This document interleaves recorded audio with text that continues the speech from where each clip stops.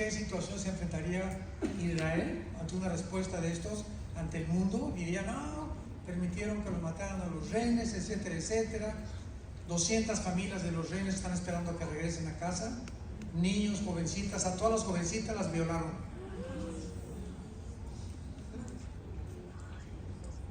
Este es el mundo que estamos viviendo. Abran sus Biblias, los que la trajeron, los que no siéntense con un cristiano. Comenzaron las pedradas. 1 Corintios capítulo 15. Y quiero hablar acerca del arrebatamiento de la iglesia, que es, si alguien me pregunta, ¿qué evento profético próximo estaríamos esperando los cristianos? Que tal vez ahorita saliendo del hotel nos vayamos. O en la noche, o mañana, o una semana, o un mes. O repito, pues saliendo ahorita, puede ser en medio de la reunión. Pero el arrebatamiento de la iglesia es un evento profético que se consideraba un misterio. Esto es muy importante porque ustedes saben, ha habido siempre contracorrientes. No, pues es que es nuevo el arrebatamiento, que hace 2 siglos no se predicaba, etcétera, etcétera. Y esto sencillamente proviene de gente inculta, desinformada, sin teología. Entonces, cuando alguien comienza a hablar, las redes están llenas de merolicos, de gente que habla y dice sin ningún título, no son teólogos, no son nada, pero buscan seguidores y controversia. No, que fulano de tal dijo estas cosas para atraer seguidores. O sea, sus fines son completamente equivocados, sus motivos son equivocados, malignos y perversos, hacer dinero de otras personas. Entonces, cuando la gente habla de esta manera, repito, son gente desinformada, gente que no tiene corazón, gente con motivos completamente equivocados, y ellos no entienden que la revelación de Dios es progresiva. ¿Qué quiero decir? A principios de la iglesia cristiana, los apóstoles tuvieron la revelación que está escrita en todas las epístolas y cartas, y conforme el tiempo ha transcurrido, a través de los siglos, el Espíritu Santo en el siglo XVI, XVII vino la Reforma, Martín Lutero, Juan Calvino, Zwinglio, etcétera, etcétera. Se les reveló que lo que la Iglesia Católica estaba enseñando era una verdadera herejía, más bien herejías, porque la Iglesia romana había llegado al colmo de decir fuera de Roma no hay salvación, y que la intercesión era a María. María fue una gran mujer, la madre de Jesucristo, pero jamás se nos manda adorarla, porque solo Dios merece toda la adoración. Nunca, tampoco en la Biblia se nos enseña que oremos a San Patricio, a San Filomeno, a San Cristóbal, el patrón de los taxistas, a la Madre de la Macarena o a la Virgen fulana de tal, porque no hay ningún otro digno de ser adorado más que el nombre de Jesucristo.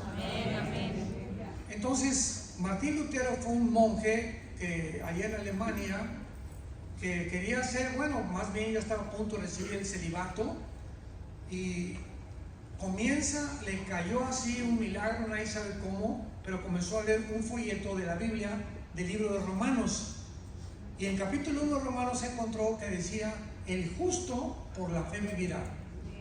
Entonces Martín Lutero comienza a leer el libro de Romanos, que es la constitución de la iglesia cristiana. Un cristiano que no ha estudiado el libro de Romanos, o un pastor que no enseña Romanos versículo por versículo, es una iglesia que no tiene bases teológicas doctrinales, porque la constitución está formada por el justo por la fe vivirá. Y si no entendemos por qué no somos salvados por las obras, sino solamente por la fe, nuestra fe es completamente débil ante cualquier ataque de cualquier secta o de cualquier doctrina. Y por eso las iglesias están llenas de cristianos que realmente ni siquiera se han arrepentido, ni saben lo que es el arrepentimiento. Ya no se predica el pecado, ya no se predica el juicio, ya no se predica el evangelio, ya no saben ni lo que es el evangelio. Yo le dije a cristianos, oye, ¿me puedes decir en 30 segundos qué es el evangelio de la gracia de Dios? No saben contestar. Si tú vas en el avión con una persona junto, en el tren, en un camión, y le quieres hablar de Cristo, por el amor de Dios digas, Dios te ama, Jesus loves you, Jesús te ama, Dios te bendiga. Eso no es el Evangelio. Pero tú puedes en 30 segundos comunicar el Evangelio, que es simplemente, tú sabes, fulano de tal, tú sabes que la Biblia dice que alguien murió por ti en una cruz, pero que tus pecados han hecho estorbo, y si tú te arrepientes, Cristo pagó por ellos con su sangre. Ese es el Evangelio. Que Cristo fue crucificado, enterrado y resucitado a los 3 días. Y si tú no predicas eso, no es el Evangelio. Ese es el Evangelio. Dios encierra el Evangelio en estas palabras para avergonzar a los sabios. Y un mensaje tan sencillo como ese es el que tiene el poder de convertir. Pero si tú no le dices claramente que alguien pagó por los pecados y que necesita arrepentirse, porque tu vida ha ofendido a Dios, mamacita, tu vida ha ofendido a Dios, oye comadre, oye amigo, necesitas entender que Dios te ama, pero tus pecados, si no confrontamos a la gente con el pecado, pues ¿de qué se van a arrepentir? Si el médico no me convence que estoy enfermo, ¿cómo me voy a tomar la medicina? Ese es el problema. Ahora nada más, recibe a Cristo, levanta la mano, todos quieren decir a Cristo, recibe. Y comienza un tiradero de gente, ¿verdad? Eso es un circo. Le ganaron al Circo Soleil. Eso no es el Evangelio ni es la iglesia cristiana. Pero estamos llenos de falsas doctrinas, de falsas enseñanzas que desgraciadamente han llenado la iglesia. Y no nos sorprendamos, ahorita decimos en la comida, la Biblia profetiza que todo esto iba a suceder, la apostasía. Y vivimos el tiempo de la apostasía. Desde hace 30 años, nunca en toda la historia de la iglesia cristiana se habían introducido tantas malas doctrinas como las que se han introducido en los últimos 30 años. Y la gente las está recibiendo por no conocer la verdadera doctrina. Entonces, cuando yo le dice a Daniel 12, Daniel, cierra las palabras de este libro y no lo van a entender nadie hasta que pasen 2600 años. Cuando pasen 2600 años, esa generación que somos nosotros, vamos a entender las profecías de Daniel. Por eso no se predicaron hace 40 años, ni hace 50 años. No se predicaba tanto el anticristo como ahora, porque nunca ninguna generación estaba lista para recibir al anticristo más que la nuestra. ¿Por qué? Por la tecnología que tenemos. Hace 40 años el anticristo no podía aparecer. ¿Cómo puede aparecer un hombre y gobernar el mundo sin una computadora y sin un chip? Tenía que inventarse los chips, las computadoras, la inteligencia artificial, la robotización, para que pudiera un hombre como el anticristo gobernar al mundo económicamente por medio de un chip o por medio de la tecnología que tenemos. Y esa tecnología ya existe. Nosotros somos la generación que está lista para que un hombre llamado el anticristo tome el poder por la tecnología que tenemos. Antes no estaba el mundo listo. Entonces Dios considera hace un siglo, 2 siglos, que como nos vamos acercando ya a la consumación de la historia, la predicación del rapto era importante. Por eso se le ha dado más importancia. Pero como dice, ni siquiera está en la Biblia, pues arráncale en 1 Tesalonicenses capítulo 4, 1 Corintios 15, Juan capítulo 14, arráncalos de la Biblia. No es de que no esté en la Biblia, lo que pasa es que no se ha predicado porque se ha dado énfasis a otras doctrinas, pero no se ha dado énfasis a la profecía. Ahorita que nos acercamos al mundo, con todo lo que está pasando, resulta que ahora la mayor parte en el liderazgo cristiano en el mundo no sabe nada de profecía. En todos los lugares donde mi esposo y yo hemos viajado, la gente nos ha dicho lo mismo: hermano, es que esto no lo predican en ninguna iglesia. Nadie está explicando lo de Ucrania, lo que está pasando, lo del Hezbollah, lo de Hezbollah, lo de Rusia, lo que va a pasar, qué país están en la Biblia, qué es la geografía que estamos enfrentando nosotros, cómo es la geopolítica del mundo. Nada de esto se está predicando. La pregunta es ¿por qué? Porque ahora las predicaciones es: ven a Cristo y sé feliz para siempre, el campeón que traes dentro, y vas a resultar en todo y todo te va a salir bien, bla bla, como le llaman en inglés, sugar coated, un evangelio endulzado completamente, sin llamar al pueblo al arrepentimiento. En 1 Corintios 15, Pablo nos revela un misterio, y en la Biblia la palabra musterión en el griego, que se tradujo misterio, es una verdad o una doctrina que en el Antiguo Testamento no existía. Y cuando Pablo nos habla en 1 Corintios 15, 51 al 53, he aquí os digo un misterio, este misterio del cual vamos a desarrollar, que es el rapto de la iglesia, no se conocía en el Antiguo Testamento. Y vean, Dios no le reveló el rapto ni a Pedro, ni a Juan, ni a Santiago, ni a Mateo, ni a Lucas, ni a ningún apóstol. Se lo reveló específicamente a un solo hombre. Por eso es tan importante como nos necesitamos todos a nivel de iglesia. Pentecostales, presbiterianos, bautistas, la iglesia del Señor viene para el mundo, todos somos hermanos en Cristo, con diferentes perspectivas de diferentes doctrinas. Hay hermanos que creen que se pierde la salvación, otros que no se pierde la salvación, unos que tienen que hablar en lenguas todos, otros que no, etcétera, etcétera. Doctrinas no esenciales relacionadas con la salvación. Pero si tú crees que es la sangre de Cristo, la resurrección de los muertos, y que es por la gracia por la que somos salvados, eres mi hermano. Amén. El título que tenga la botella no importa, sino el contenido que está en tu corazón. Amén. Entonces tú puedes llamarte presbiteriano e irte al infierno, puedes ser bautista e irte al infierno, puedes ser pentecostal o carismático e irte al infierno, porque no es el título ni la iglesia, es la vida de Cristo dentro de ti la que te da la salvación. Amén. ¿Me van entendiendo? Amén. Esto es muy importante de entender. Son principios elementales de doctrina cristiana. He aquí un misterio, dice el apóstol Pablo. ¿Qué es este misterio o esta verdad no revelada bajo el Antiguo Testamento? Que no todos vamos a dormir, pero todos vamos a ser transformados. La palabra dormir significa morir, pero vamos a ver más adelante por qué se usa dormir. En un momento, en un abrir y cerrar de ojos, a la final trompeta, con muchos detalles, porque se tocará la trompeta y los muertos serán resucitados incorruptibles y nosotros seremos transformados, porque es necesario que esto corruptible se vista de incorrupción y esto mortal se vista de inmortalidad. ¿Cuál es el misterio que nadie sabía y que solamente un hombre le fue revelado por el Espíritu Santo? Que habrá una generación dentro de la iglesia, no del Antiguo Testamento. Desde Pentecostés a nuestros días va a haber una generación. Yo creo sinceramente que somos nosotros, que no vamos a gustar lo que es morir, no vamos a saber lo que es, vamos a atravesar el túnel de la muerte sin experimentar la muerte. De repente millones de personas en el mundo van a desaparecer.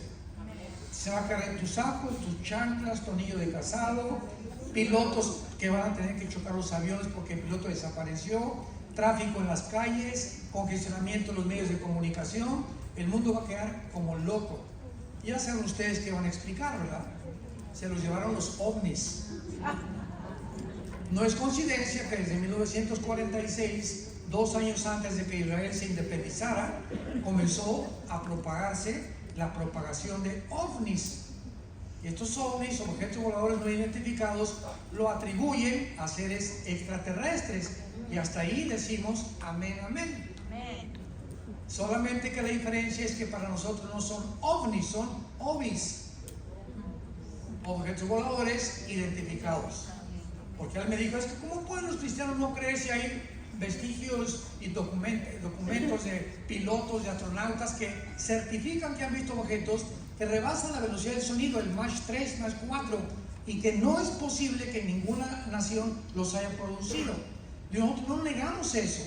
Lo que sabemos es que existe, pero sabemos quién está detrás del fenómeno ovni, que son los ángeles caídos. Porque Satanás en la Biblia nos enseña, puede transformar la energía. ¿Se acuerdan en Éxodo 7 cuando llegó Moisés y Aarón ante el faraón? ¿Y qué dijo Moisés? Como una prueba, faraón, de que Dios está conmigo, aventó su vara y se convirtió en culebra.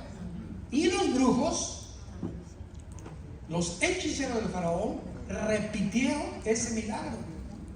Satanás puede materializar la energía, puede hacer que comience a levantarse esto, puede levitar, cerrar las ventanas de tu casa, hacerte oír cadenas, transformarte, hacerte oír voces, volverte loco, afectar los millones de neuronas, desconectar neuronas y darte psicopatía, esquizofrenia, paranoia, etcétera, etcétera. El propósito principal de los demonios es volvernos locos, confundirnos, convencerte que no eres lo que Dios te creó, no eres hombre, eres mujer. Pues lo creo y me transformo. Como les dije un día, hay un grupo de personas. ¿Quién es el que determina el género? Vamos a cerrar la Biblia. Si tú tienes el cromosoma Y, eres macho camacho. Las mujeres tienen el cromosoma XX. Entonces no importa lo que tu mente diga, ve a hacerte un examen de sangre. Si tienes el cromosoma X, eres macho, macho, macho. Y si tu mente te dice que no es cierto, hay una guerra entre tu mente y tu genética y tu biología, que te vas a engañar. Y tu problema no es físico, tu problema es mental. Ahora, si también crees que eres el hombre araña, lo puedes creer, no hay ningún problema. Si crees que eres la mujer maravilla, también. Ahora en Canadá, si tú desmientes a alguien que dice soy el hombre araña y le dices no es cierto, tienes cara de sapo en lugar del hombre araña, te meten a la cárcel.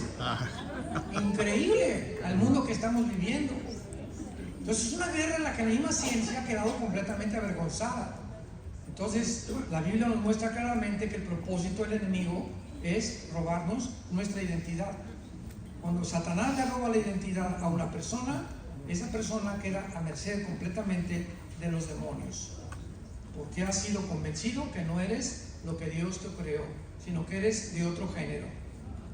Este misterio, dice Pablo, Corintios 15:52, va a suceder en fracciones de segundos, en un abrir y cerrar de ojos. Muchos de ustedes se van a ir a la cama hoy en la noche y a lo mejor buscas en la mañana y mi esposa. ¿Ya ves, cabezón, que no entendiste? Y mi esposo, mis papás, todos los niños van a desaparecer de los cuneros, todos los niños se van a ir, van a desaparecer de todos los hospitales, de todas las incubadoras, todos los niños menores de edad se van a desaparecer. Va a haber un caos en el mundo, principalmente en este país, donde se considera que hay el mayor número de cristianos en el mundo. En Europa no va a afectar tanto porque no hay tanto cristiano en Europa. Pero ahorita los países como Estados Unidos, China, Irán, que la iglesia está creciendo cristiana tremendamente, a pesar de ser un caos Irán, increíble lo que Dios está haciendo en Irán y en China, de los miles de cristianos que están convirtiendo. En un momento, en un abrirse de ojos, porque se tocará a la final trompeta. Cuando dice la final trompeta, muchos han escrito que es la trompeta del Apocalipsis, Apocalipsis 15. Y esto es imposible porque las trompetas del Apocalipsis son de juicio. Y la trompeta que está hablando aquí se refiere a Rosh Hashanah, que es la quinta trompeta, la cuarta trompeta, porque es Pascua, número 1, los panes sin levadura, los primeros frutos y Pentecostés. Son las 4 fiestas que ha cumplido Cristo. Faltan 3 fiestas. Las de septiembre y octubre, que es el mes de Tishri, y la próxima fiesta es Rosh Hashanah o las trompetas. Y si tú ves al libro de los Números en el Antiguo Testamento, cuando Moisés reunía al pueblo, se tocaban trompetas, porque no había Twitter, ni había Instagram, ni había nada. Imagínate, casi 2 millones de personas, nos tenemos que ir. Entonces había un sonido con el shofar que decía así, cuando era constante, sin parar, significaba córrale, escuchen cerca del campamento porque tenemos que huir, vamos a ser asaltados por una tribu enemiga. Y cuando era era para órdenes que Moisés tenía que darles al pueblo. Entonces el pueblo sabía que a través del shofar eran llamados para una emergencia o para una convocación de una reunión.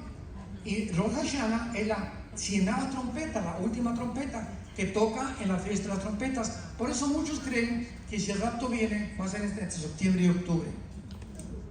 No hay nada de aquí, nada dogmático, ¿verdad? Pero es posible que esté relacionada con la fiesta de las trompetas, porque dice a la final trompeta: los muertos serán resucitados, incorruptibles, y nosotros seremos transformados. O sea, de repente, tal vez ahorita en el próximo minuto o hoy en la noche, todos los muertos, que tus papás, tus hermanos, abuelos que murieron en Cristo, van a ser primero que nosotros, van a ser sacados de las tumbas al cielo con Cristo. Luego nosotros, inmediatamente, el cuerpo no va a morir, pero tiene que ser transformado, porque cuando vamos a pasar a otra dimensión que no tiene las leyes físicas que actúan en este mundo, no podemos adaptarnos a vivir en el cielo con el cuerpo que tenemos. Este cuerpo es corruptible, sujeto a la muerte celular, porque el pecado, paga el pecado es la muerte. Entonces tu cuerpo tiene que ser cambiado para poder entrar al cielo con Dios, al nuevo ambiente donde vamos a vivir. Y por eso va a ser nuestra transformación instantánea. Pero instantánea tendremos un cuerpo nuevo, igualito al de Rambo. Vamos a ver qué tipo de cuerpo vamos a tener más adelante. Esto es muy interesante. Ahora vayamos a Primera de Tesalonicenses capítulo 4, donde Pablo ya nos da detalles de la doctrina del rapto o del arrebatamiento. Primera de Corintios 4, Tesalonicenses 4, versículo 13 al 18. Tampoco queremos, hermanos, que ignoren acerca de los que duermen, para que no se entristezcan como los otros que no tienen esperanza. Porque si creemos que Jesús murió y resucitó, así también traerá Dios con Jesús a los que durmieron en él. Por lo cual os decimos esto en palabra del Señor, que nosotros que vivimos, que habremos quedado hasta la venida del Señor, no precederemos, o sea, no vamos a ser antes de los que durmieron o los que murieron, porque el Señor mismo, con voz de mando, con voz de arcángel y con trompeta de Dios, descenderá del cielo, y los muertos en Cristo resucitarán primero. Luego nosotros, los que vivimos, los que hayamos quedado, seremos arrebatados. Apunta la palabra arrebatado, es arpazo en el griego. Arpazo, como suena, como el arpazo de un tigre o de un león. En el latín es raptus, raptarus, por eso se dice rapto. O sea, rapto y arrebatamiento son sinónimos. Se puede decir de las dos maneras. Seremos arrebatados. Y la palabra arpazo significa ser sacado de medio súbitamente. Así, eso es lo que significa rapto. De repente llegas a un niño y le quitas así el dulce. O viene un león y hace con el zarpazo y mata a la persona inmediatamente. Eso es lo que significa la palabra arrebatados. Súbitamente, arrebatados, sacados del medio, juntamente con ellos en las nubes, para recibir al Señor en el aire, por el amor de Dios. En el aire, en la segunda venida de Cristo. Zacarías 14, bajaremos con él y pondrá sus pies en el monte de los olivos. O sea, el rapto y la segunda venida de Cristo son dos eventos distintos. El rapto viene por nosotros, no toca el suelo, lo encontramos en el aire, nos vamos allá mientras pasa la tribulación, estaremos en el tribunal de Cristo, las bodas del Cordero, Apocalipsis 19. Y cuando termine el mundo en la tercera guerra mundial, bajamos con él antes de que nos autoextingamos para establecer el reino mesiánico o el reino milenial. Esa es la cronología bíblica, la secuencia de los eventos proféticos de la palabra de Dios. El Señor mismo descenderá del cielo, luego nosotros seremos arrebatados con ellos para recibir al Señor en el aire. Y así estaremos siempre con el Señor. Por lo tanto, aliéntense unos a los otros porque esperamos al anticristo. ¿Eso dice? No. Ay, por favor. ¿Cuándo viene el anticristo? No me importa cuándo venga el anticristo. Nosotros no estamos esperando al anticristo. Ni me interesa conocerlo. Si tú lo quieres conocer, pues quédate. Pero Por eso, aliéntense unos con otros. Si no lo ves rápido, vas a pasar la tribulación. ¿De qué manera nos vamos a alentar? Nos alentamos porque sabemos que vienen con nosotros antes de que se den los 21 juicios de Apocalipsis sobre el mundo. Esta es la grande diferencia. Veamos ahora con detalle este pasaje, versículo 3. Pablo no quería que la iglesia de Tesalónica ignorara. ¿Qué cosa? En aquel tiempo no había mucha información acerca de los muertos. Cuando en el Antiguo Testamento morían, la única información que tenían era que todos los buenos y los malos bajaban al centro de la tierra, a un lugar que se llama el Sheol. Y esta palabra en el hebreo significa el lugar de la sepultura o el lugar de los muertos. Es todo lo que sabían, que bajaban al Sheol, buenos y malos. Entonces Pablo, ya con más revelación, porque ya hay más luz, cuando Cristo resucitó y vino el Espíritu Santo, no quiero que ignoren. En primer lugar, para que no se entristezcan. Ahora, ¿cuál es el mensaje que se nos da? Si se muere tu hijo, tu esposa, tu pariente, etcétera, etcétera, es lógico que lloremos. Y nunca te aguantes el llorar. No me voy a aguantar, porque te haces un daño terrible emocional y psicológicamente. Llora, ¿verdad? Porque es lógico que lloremos. Sin embargo, no guardamos luto 6 meses. Yo recuerdo la abuela que teníamos materna, se vestían de negro las señoras. Y les preguntabas, ¿por qué estás de negro? Porque hace dos años se murió mi esposa. Oye, ¿para qué sigues con el luto, verdad? ¿Por qué? Porque no conocen la Biblia. Igual que un cristiano, el día de muertos, un cristiano nunca regresa a un cementerio. Ni a llevarle flores, ni a llevarle mole al muertito. Como el día de los muertos. Yo les he contado un chiste de la India María. En México es muy famoso. El Día de los Muertos, que acaba de pasar creo que el 31 de octubre, ¿verdad? El 2 de noviembre, perdón, 2 de noviembre, estaba la India María, pues con su olla de mole, llega la señora Pompidou, así muy elegante, con un ramo de flores, y va pasando la señora Pompidou y le dice, India bruta, ¿cuándo crees que tu muertito se va a tragar el mole? Y le contesta a la India María, ¿cuánto ven el suyo por las flores? O sea, tanto los ricos como los pobres en el mismo paganismo, uno llevándole flores y el otro llevándole comida.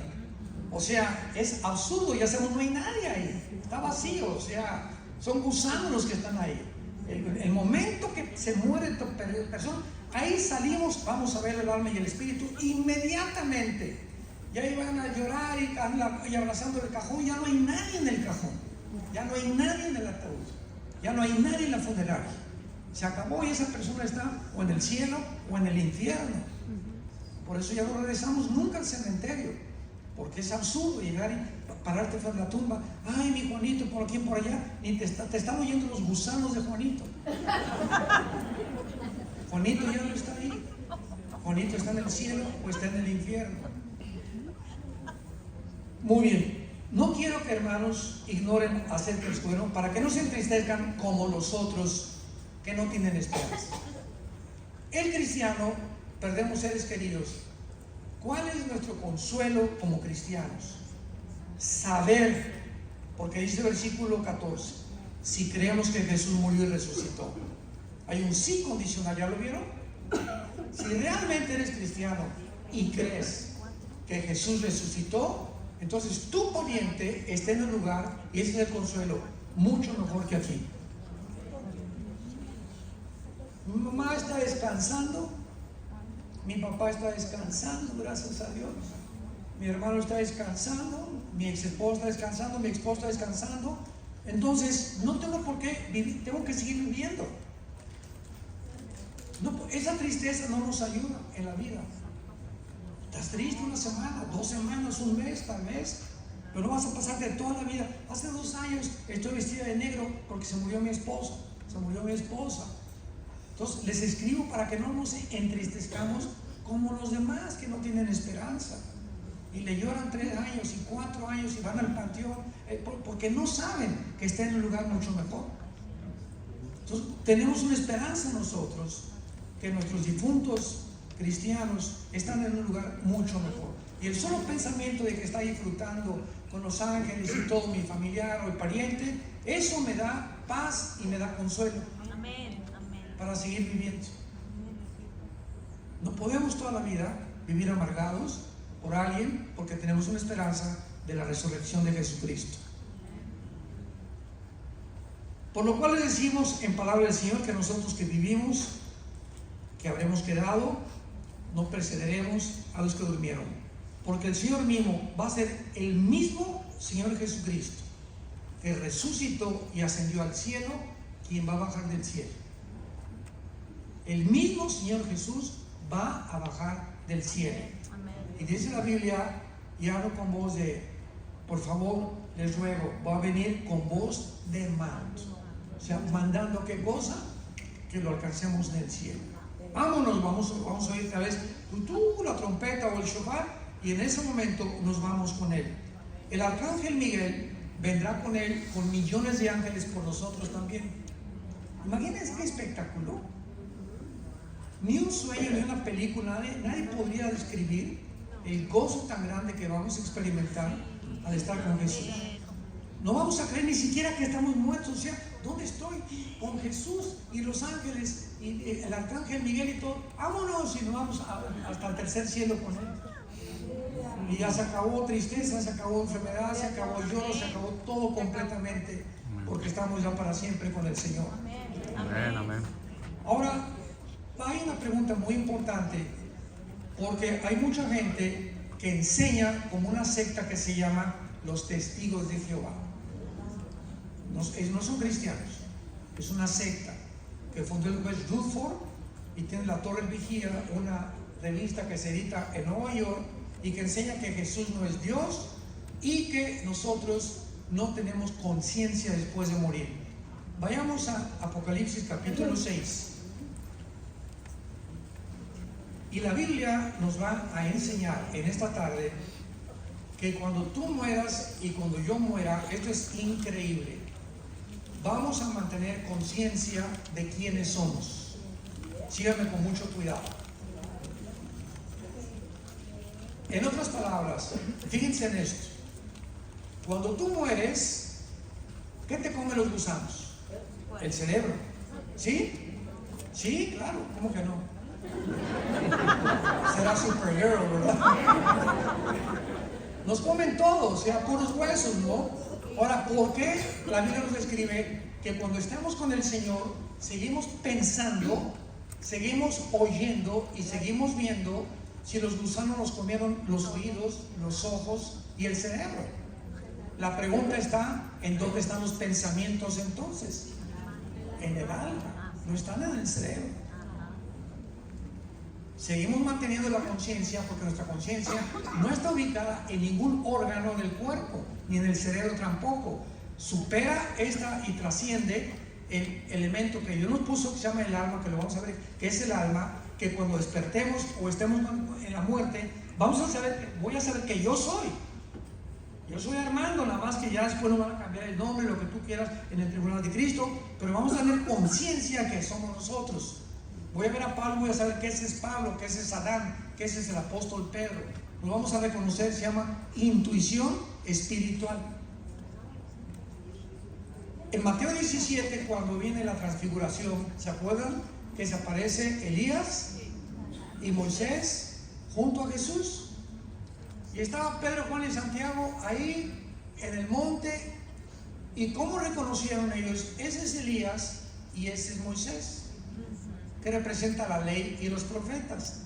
No había fotos en aquel tiempo de los personajes, ni había ningún aparato tecnológico que tenemos ahorita. ¿Cómo supieron que era Moisés y que era Elías? Platicando con Jesús, conscientes de que era Moisés y que era Elías. Y sabían ellos que Elías había siglos antes arrebatado con Dios, al igual que no, y Moisés había sido enterrado por Dios en el monte arriba antes de entrar a la tierra prometida, porque subieron ellos de la misma forma que ellos descubrieron que era Moisés y que era Elías. Así nosotros cuando muramos nos vamos a poder reconocer, nada más que no con la cara que tenemos actualmente de cocodrilo. ni tan feos como estamos, ni las mujeres, ¿verdad? Bonitas van a seguir siendo bonitas, pero nosotros todavía vamos a ser más guapos todavía, si Dios quiere. Entonces, esto nos muestra Apocalipsis 6, versículo 9, quinto sello. Vean ustedes lo que la Biblia nos revela. Dice el apóstol Juan: cuando abrió el quinto sello, vi. Juan ya está viendo, no con ojos terrenales, con ojos celestiales, porque él fue sacado en el espíritu de Patmos, de la isla de Patmos, donde él estaba exiliado. No había muerto Juan, fue sacado de su cuerpo en el espíritu, y en el espíritu y en su alma vio en el cielo, en el altar, las almas de los que habían sido muertos por causa de la palabra de Dios y por el testimonio que tenían. Y vean ustedes, estas almas, o estos seres humanos en el cielo, estaban clamando, estaban hablando, tenían cuerdas vocales. ¿Y con quién platicaban? Con Dios. Clamaban diciendo: ¿hasta cuándo, Señor, santo y verdadero, no juzgas y venga nuestra sangre en los que moran en la tierra? Los que están en el cielo están conscientes de lo que pasa en la tierra antes del rapto de la iglesia, desde luego. Y cuando ellos están conscientes, le están pidiendo a Dios: Señor, ¿cuándo se acabará tanta violencia, tanta muerte, tantos secuestros, tantos crímenes? Y así como nosotros todos los días, ojalá que ya venga Cristo, por favor, ya ven, Señor. Este mundo es un basurero, está de mal en peor. En el cielo, estas almas tienen todavía en su corazón el poder ver a un mundo transformado como los que estamos aquí abajo en la tierra también. Y entonces, ¿qué les responde Dios? Seguramente vinieron los ángeles y se les dieron vestiduras blancas. Y se les dijo, vean la orden: descansen todavía un poco de tiempo. ¿Hasta cuándo? Hasta que se complete el número de sus consiervos y hermanos que han de ser muertos como ellos. O sea, hasta que el anticristo acabe de matar a todos los judíos y a todos los cristianos. Hasta entonces vendrá el reino mesiánico, no antes. Y esto lo vemos en Apocalipsis 7, cuando Juan ve una multitud de toda tribu y de toda nación que están en el cielo, salidos de la gran tribulación. Va a ser el holocausto más horrible y más grande que Israel en su vida haya pasado. Se llama la gran tribulación. Y entonces se les dijo que descansaran hasta que se completara el número de sus hermanos, que también iban a ser muertos como mártires, igualmente que ellos. Ahora vayamos al libro del Génesis, capítulo 25, y veamos qué pasa a la hora de la muerte. Literalmente, ¿qué pasa a la hora de la muerte? Versículo 8 y versículo 17. Génesis 25. Y exhaló el espíritu y murió Abraham en buena vejez, anciano y lleno de días, y fue unido a su pueblo. Apunta la palabra espíritu en el hebreo, es como suena ruach, R de Raúl, U-A-C-H, pero la CH en el hebreo se pronuncia como J, ruach. Es la palabra para espíritu en hebreo. Entonces vemos que aquí, cuando muere Abraham, sale de él, ¿qué cosa? Un espíritu. Y al mismo tiempo lo estaban esperando sus antepasados, y fue unido a su pueblo. O sea, lo llevaron al lugar donde se encontraban, igual que todos los que habían muerto antes de Abraham, que estaban esperando la muerte de Cristo en la cruz para poder subir al cielo, que lo vamos a ver más adelante. Fue unido a su pueblo. O sea, no nada más murió y estaba inconsciente, no, fue unido a su pueblo y tenía ya gente que lo estaba esperando en el cielo Abraham. Veamos el versículo 17. Estos fueron los años de la vida de Ismael, 137 años, y exhaló el espíritu Manuel y murió y fue unido a su pueblo. Otra vez se vuelve a enseñar que al morir, ¿qué cosa? Sale el espíritu dentro de nosotros. Ahora, la pregunta es, ¿cuál es la diferencia? Veamos Génesis 35. Brinquemos a Génesis 35. Y dice el versículo 18. Y aconteció que al salírsele el alma, murió, llamó su nombre Benoni, mas su padre lo llamó Benjamín. Vemos que etimológicamente, la etimología es lo que la ciencia que estudia la raíz de las palabras. Entonces, hay gente que dice que el alma y que el espíritu es lo mismo. La Biblia nos dice que esto no es una verdad. Hebreos 4:12, porque la palabra de Dios es más firme y eficaz que toda espada de dos filos y separa el alma del espíritu. Y dice 1 Tesalonicenses capítulo 5, para que vuestro alma, espíritu y cuerpo sean guardados irreprensibles hasta el día de Cristo. La Biblia nos habla claramente la diferencia entre el alma y el espíritu. Entonces, en conclusión, cuando morimos hay dos cosas que se salen de nosotros: el alma y el espíritu. Apunta, ¿qué es el alma? El alma es la voluntad, el intelecto, las emociones y los sentimientos. Es el yo. Ese es el alma. La voluntad, el intelecto, las emociones y los sentimientos. El espíritu es la parte inmaterial a través de la cual conocemos, servimos y adoramos a Dios, porque Dios es espíritu. Juan 4:24. Entonces, el alma son mis sentimientos, mis emociones, mi voluntad, mi intelecto. Ese es el alma. El alma está en la mente, igual que el espíritu. Pero el espíritu, nacemos muertos espiritualmente, ya lo sabemos. Cuando recibimos a Cristo, se vuelve a prender el foco, el espíritu resucita entre nosotros y podemos, desde que tenemos a Cristo, conocer la Biblia, leer la Biblia y tener contacto con Dios y adorar a Dios. Juan 4, que Dios se le reveló a la mujer samaritana en el Evangelio de Juan capítulo 4. Mis padres adoraron allá, Señor.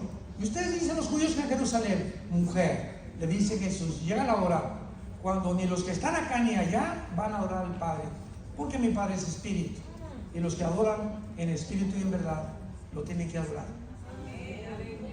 ¿Cuál es la verdadera religión? ¿Los católicos o los evangélicos o la bautista o la presbiteriana? ¿Sabes una cosa? Dios es espíritu, y tú puedes estar debajo de un árbol con dos personas y ahí hay una iglesia. ¿Por qué? Porque Él es espíritu y se le adora no dentro de un... Por eso, vamos al templo, por el amor de Dios, quítense esa palabra ya. La iglesia no es un templo, el templo somos nosotros. Esto es una construcción, y las construcciones son hechas por los hombres. Hechos 17, Dios no habita en templos hechos por manos humanas. O dicen, pasen al altar, por el amor de Dios. El altar está aquí entre nosotros ya. Ya no hay ningún altar. El altar era cuando se ofrecían los sacrificios. El altar, último altar, fue la cruz, porque es el lugar del sacrificio. Entonces dicen, pásenle al altar, o pase a hincarse aquí a servir a Dios o a traerle a Dios el amor, por el amor de Dios. Ni es un santuario, ni es el altar, ni es un templo. ¿Cuánta ignorancia de la Biblia? Pero se acaba aceptando como si fuera algo ya. Y pásenle al altar. Vamos al templo. ¿Cuál templo? El templo somos nosotros. Ya la palabra templo desaparece en el Nuevo Testamento. Ya el templo es el templo de Dios en el cielo, o nosotros somos el templo de Dios, por 1 Corintios 6, 31 al 35, porque el Espíritu Santo está entre nosotros y nos ha convertido en el templo, nos ha hecho el templo del Espíritu Santo nosotros. Ya vivimos en un edificio.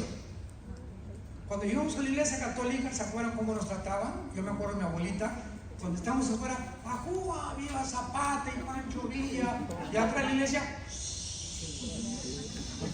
incienso, no, aquí no se habla, calladitos, etcétera, etcétera. Y al salir atrás, ¡viva Pancho Villa! Porque nos enseñaban que ahí estaba Dios dentro del edificio. Mi esposo y yo hemos ido al Vaticano varias veces, No a ver a tu padrino, ¿verdad? No, sí. Y a mi esposa le dijeron una vez, ¿verdad? Traía shorts hacia la rodilla. No entre usted con shorts acá, póngase por favor vestido, porque está entrando usted al santuario de Dios. Así hay letreros completamente. Prohibido porque es el santuario de Dios. Y si pasas por una puerta en el Vaticano, tus pecados te son perdonados. Vean todo es qué cosa producto de la ignorancia de este libro. Erráis ignorando las escrituras y el poder de Dios. ¿Qué responsabilidad tenemos los cristianos de conocer la Biblia? Ahora la pregunta es, ¿cómo será nuestro cuerpo? Vayamos a Filipenses. ¿Cómo será nuestro cuerpo cuando vayamos a resucitar? ¿Se parecerán las mujeres a Madonna?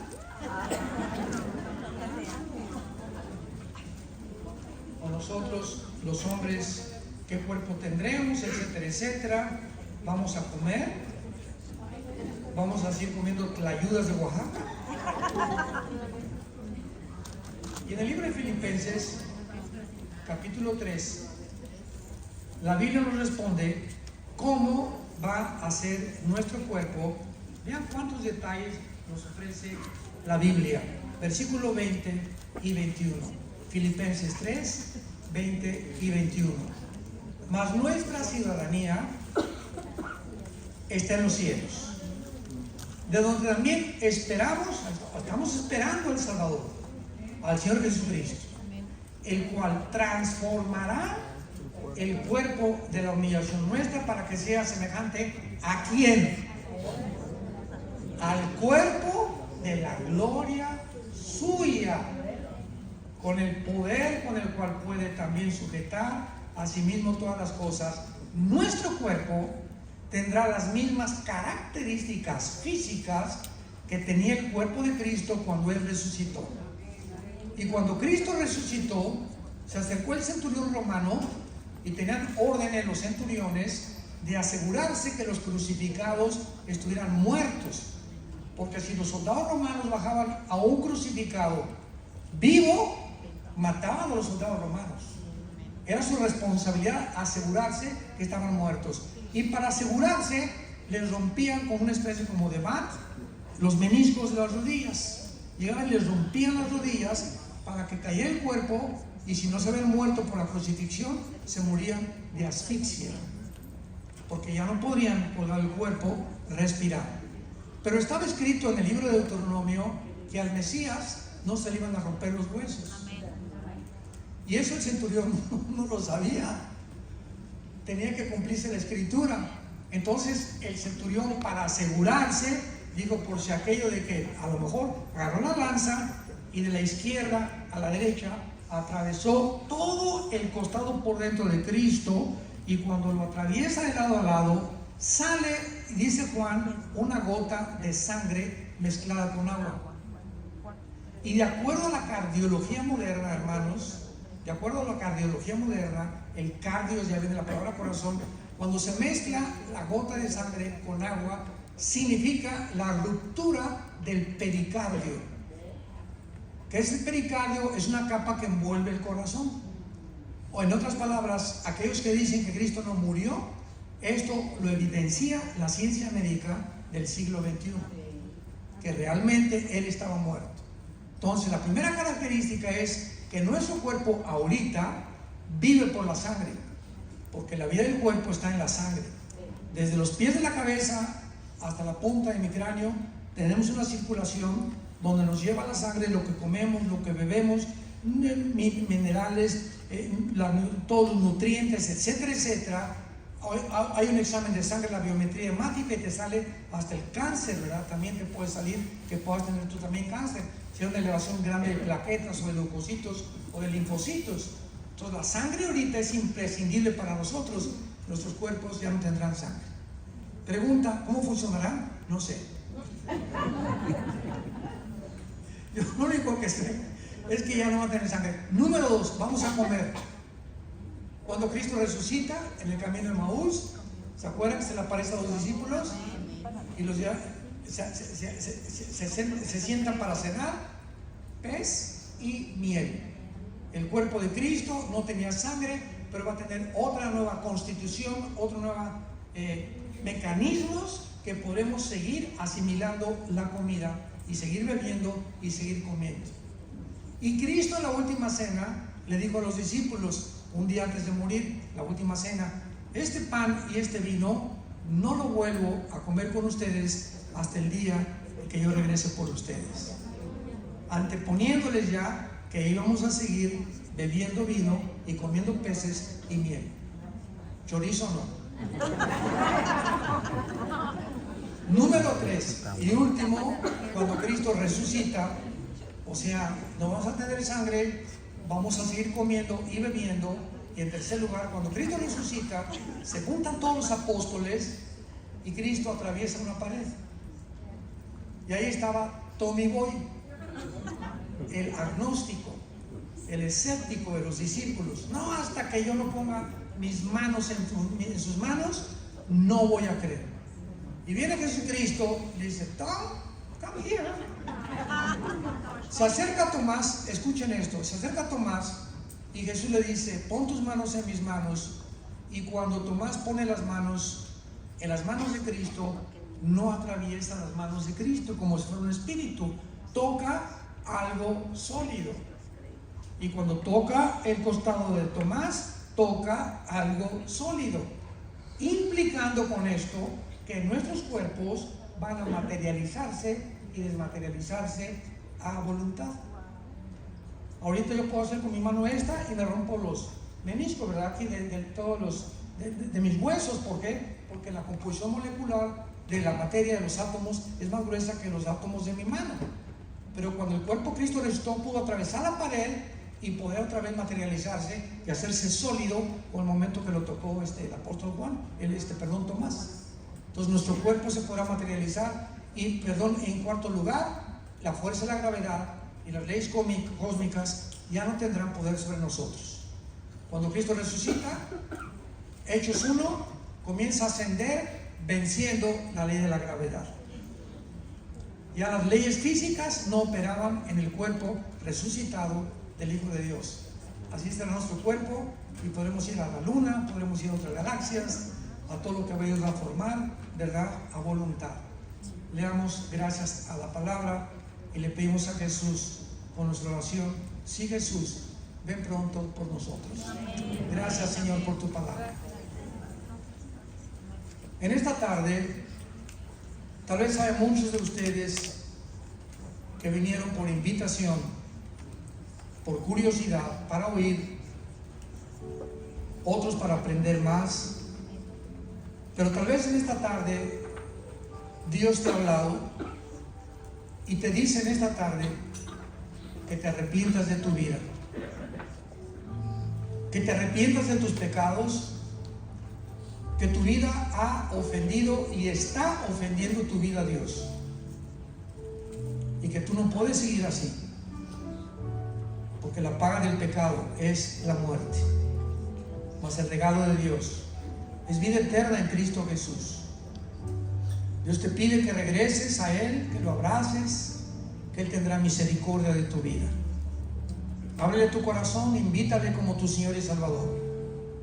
No salgas de esta reunión en esta tarde sin la seguridad de que si tú murieras hoy en la noche, puedes dormir tranquilo, porque morirás en paz, con la seguridad que Él nos da, que nunca jamás nada ni nadie nos separará de su eterno amor. ¿Qué tengo que hacer? Me preguntarás. Dile estas palabras con todo tu corazón: Señor mío y Dios mío, perdona mis pecados. Creo que mi vida te está ofendiendo. Ya no quiero vivir así. No tengo el poder para cambiar. Por eso vengo a la cruz tal como soy, de pecador. Ten misericordia de mí, Señor. Lávame con tu sangre, porque creo que pagaste en mi lugar y que a los 3 días resucitaste de los muertos para darme la esperanza y las buenas noticias en este momento, que viviré contigo eternamente. En el nombre de Jesús. Amén. Las personas que en esta tarde hayan hecho esta decisión, nos gustaría conocerlas. Nos gustaría decirles que nos sentamos muy orgullosos con ustedes. Si tú hiciste esta decisión en esta tarde, ahí desde tu lugar, levanta tu mano nada más. Gracias a Dios, gracias a Dios. Alguien más, gracias a Dios. Alguien más, gracias a Dios. Gracias, gracias, que Dios te bendiga. Gracias, Dios, gracias, Dios. Gracias, jóvenes. Muchos jóvenes, gracias por sus vidas, jóvenes. Gracias, ustedes más que nada necesitan a Cristo y ser testigos en esta generación perversa y maligna del amor de Dios. Gracias a Dios.